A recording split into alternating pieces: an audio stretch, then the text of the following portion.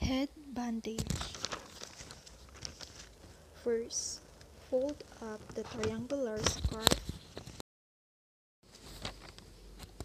Next is place the triangular scarf on the forehead. Knot fixation. Tie and secure the remaining bandage at the forehead. Tighten the triangular and wrap the excess part in place. Pull the excess part of the forehead behind the ear and roll it up to secure it.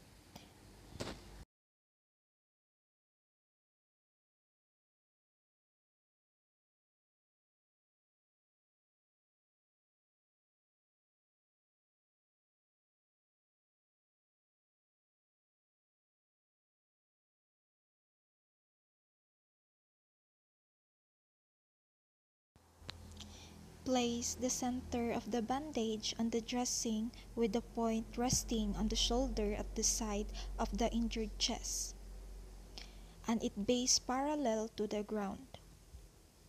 Fold a hem about 2 inches outward along the base, then carry both ends firmly around the body and tie them at the back.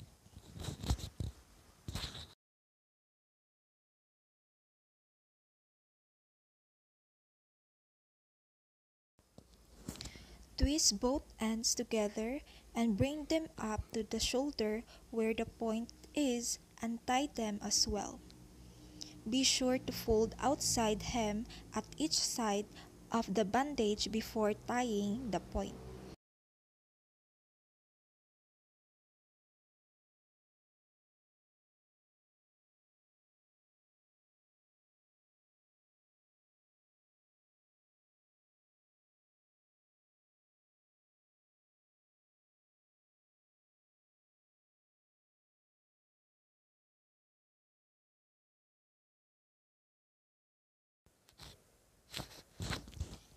Hang the sling the opposite side from the injured arm.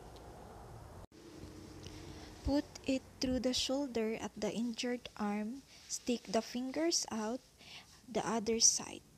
Adjust the height and make a knot. Lock the corner of the sling inside. Also, make sure that the knot is secured and won't get loose.